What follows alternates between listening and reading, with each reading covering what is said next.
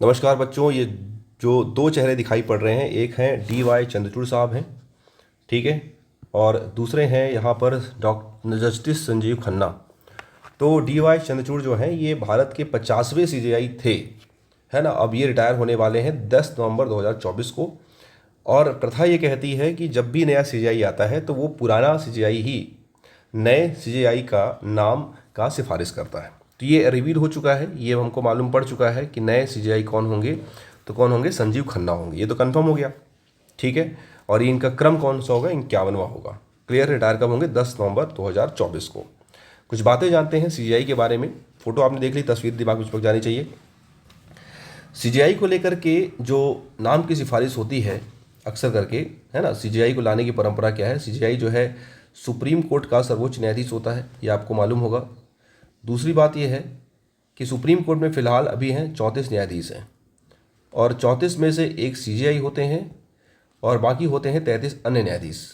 ऐसा बिल्कुल नहीं कहना है कि अन्य न्यायाधीश की वैल्यू नहीं होती है, बराबर वैल्यू होती है जितनी CJI की होती है। बस कहते हैं ना, क्लास में से कैप्टन होता है, बस वैसे यहाँ पर एक CJI होता है, ठीक है।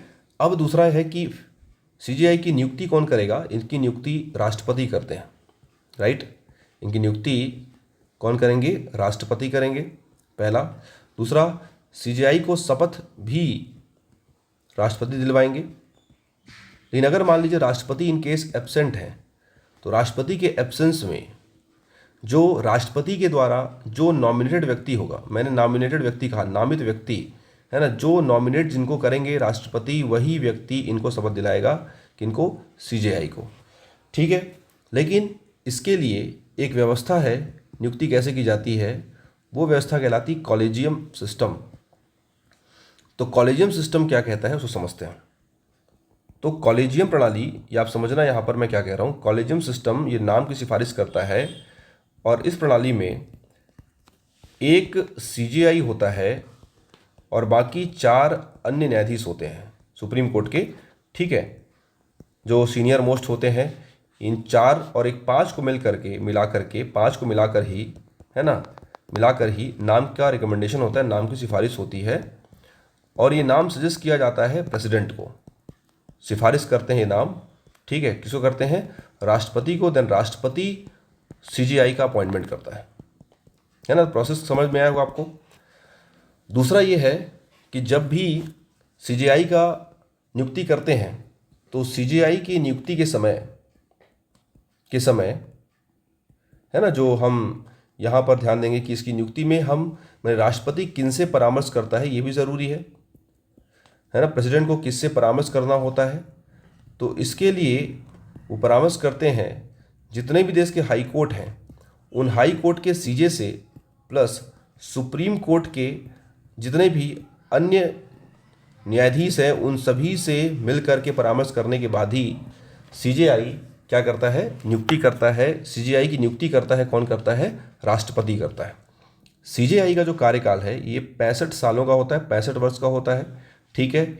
इनकी जो सैलरी है, CJI का जो वेतन वगैरह है, जो वेतन है ना, वेतन, ये सब जो कि है 2,80,000 रुपये प्रति माह, और ये मिलता है भारत की संचित निधि से, ठीक है। भारत की संचित निधि से इनको पैसा मिलता है, ठीक है। लगे हाथ यहाँ पे ध्यान रखेंगे कि संचित निधि की बात करें, the consolidated fund of India that mention in article 261 का 1 क्लॉज, ठीक है, 266 के पहले क्लॉज में ही CJI के सैलरी के बारे में, या सॉरी, संचित निधि के बारे में लिखा हुआ है। CJI की ऐसी व्यवस्था है जो कि इनकी जो सैलरी है, इनका जो पेमेंट वगैरह है, ये सैलरी, इनका जो पेंशन तो मान के चलिए जो सैलरी होगी लास्ट मंथ की, है ना, अभी जैसे 2,80,000 रुपये है, इसका 50% कर देंगे तो वही इनको मिलने वाला है। बट ये डिसाइड कौन करता है? The salary and pension and allowances are decided by parliament. ये डिसाइड करती है, कौन डिसाइड करती है? संसद। क्लियर है? ये आपको ध्यान में रखना है। तो कुछ बातें CJI को लेकर यहाँ पे मैंने बताई। ये चूंकि एक छोटा सा टॉपिक है तो मैं यहाँ पर आपको बता दे रहा हूँ। कुछ और भी चीज़ें हैं, जैसे आर्टिकल 124 से लेकर के 147 तक, यहाँ पर हम बात करते हैं सुप्रीम कोर्ट के बारे में, ठीक है। अब यहाँ बिलाब्रेशन ज़्यादा नहीं करेंगे, तो थोड़ी मैंने बात कर दी इनके अपॉइंटमेंट को लेकर, चूँकि नियुक्ति हुई है, पद से हटाया नहीं गया है। एक पर्टिकुलर जो है चीज़ों को हम सुप्रीम कोर्ट के न्यायाधीश को लेके हम बात अलग से कर सकते हैं। ठीक है, चलो अब हम चलते हैं। ये नया कैरेक्टर है, ये है कौन? तो यहां पर जो नाम दिख रहा है इनका नाम है हीराबाई झरेका। ठीक है, तो हीराबाई झरेका है कौन? यहां पे मैंने साथ में डायग्राम अपलोड किया है। ये मेटल शिल्प दिखा है आपको, यहां पर ये धातु शिल्प दिख रहा है और इस धातु शिल्प के लिए इनको नेशनल अवार्ड मिला है, राष्ट्रीय पुरस्कार मिला है। ठीक है, ये बहुत इंपॉर्टेंट करंट अफेयर है। ठीक है, तो राष्ट्रीय पुरस्कार किनको मिला है? अभी इस धात्विक कला के क्षेत्र में, धातु शिल्प के क्षेत्र में, मेटल शिल्प के क्षेत्र में, तो मेटल क्राफ्ट के क्षेत्र में जो है ना, जो मिला है शिल्प, हीराबाई झरेका को मिला है। और ये बेसिकली बिलोंग कहाँ से करती हैं? ये बिलोंग करती हैं सारंगगढ़ बिलाईगढ़ से।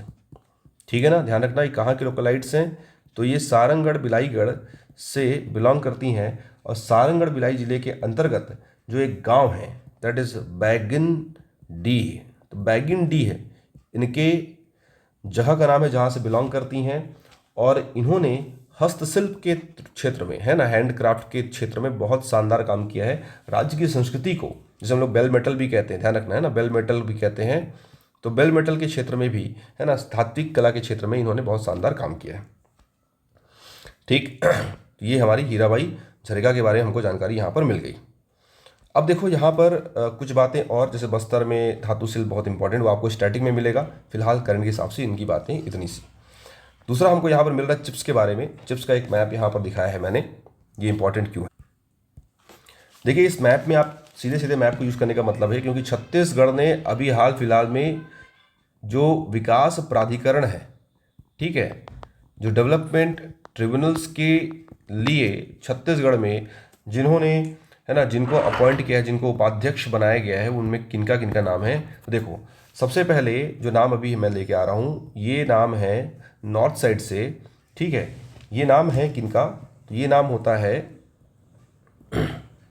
नॉर्थ से, ये नाम होता है बस्तर, सॉरी साउथ में नाम है बस्तर एरिया का। ठीक है, तो बस्तर विकास प्राधिकरण, ध्यान रखना, बस्तर विकास प्राधिकरण, ये विकास प्राधिकरण जो है 2019 में अनाउंस किया गया है। और इसकी जो उपाध्यक्ष हैं, अध्यक्ष नहीं बोल रहा हूँ, क्या बोल रहा हूँ, उपाध्यक्ष, वो हैं लता उसेंडी जी। ठीक है, ये पहला हुआ। फिर हम चलेंगे सरगुजा एरिया, ये सरगुजा बेल्ट आपको मिल रहा है, तो सरगुजा विकास प्राधिकरण, इसकी जो उपाध्यक्ष हैं वो हैं सांसद और विधायक, है ना, ये दोनों पद पे काम कर चुकी हैं, उनका नाम है गोमती साय। ठीक है, फिर यहाँ पर देखेंगे छत्तीसगढ़ के बीच वाले अंचल में जनरली करके एससी कम्युनिटी बिलोंग करती है। तो एससी कम्युनिटी को लेकर के जिनको इन अभिकरण का, है ना, जिस एजेंसी का जिनको हेड बनाया गया, उपाध्यक्ष बनाया गया है, ठीक है, उनका नाम है गुरु खुशवंत साहिब। ठीक है, ये नाम तीसरा हो गया। उसके बाद चलेंगे यहाँ पर, तो मध्य क्षेत्र का, यहाँ पर जो नाम दिख रहा है आपको मध्य क्षेत्र का, इस मध्य वाले क्षेत्र में जो नाम यहाँ पर मैं लिख रहा हूँ वो नाम थोड़ा सा नया नाम होगा। वो नाम है प्रणव मरपच्ची, प्रणव मरपच्ची। और पिछड़ा वर्ग विकास प्राधिकरण, ठीक है ना, ओबीसी के लिए जो डेवलपमेंट अथॉरिटी काम करती है पिछड़ा वर्ग के तौर पे, ठीक है, तो उसका मैं अलग से यहाँ पे मेंशन कर रहा हूँ, पिछड़ा वर्ग विकास प्राधिकरण, पिछड़ा वर्ग विकास प्राधिकरण। तो इसके जो हेड हैं उनका नाम है ललित चंद्राकर, ललित चंद्राकर। तो पिछड़ा वर्ग में ललित चंद्राकर, ये ओबीसी है, वैसे भी ऐसे मान के चलिए। ठीक है, बस्तर में लता उसेंडी फेमस एक व्यक्तित्व है, ठीक है, राजनीतिक क्षेत्र में। सरगुजा में गोमती साय यहाँ पर हैं। ठीक है, एससी कम्युनिटी में इनका नाम है गुरु खुशवंत साहिब जी का, जो बीच में चर्चा में भी थे कहीं ना कहीं, जब बलौदाबाजार कांड हुआ तब उसमें। ठीक है, तो ये नाम याद रखना है। मध्य क्षेत्र की बात करते हैं, मध्य क्षेत्र में नाम आता है प्रणव मरपच्ची। ठीक है, और ओबीसी में ललित चंद्राकर का नाम हमको याद रखना है। ठीक है, तो ये कुछ बिखरे हुए करंट अफेयर को मैं संजो रहा हूँ जो बहुत ज़्यादा इंपॉर्टेंट बन सकते हैं किसी एग्जाम के लिए। ठीक है, चलिए, थैंक यू।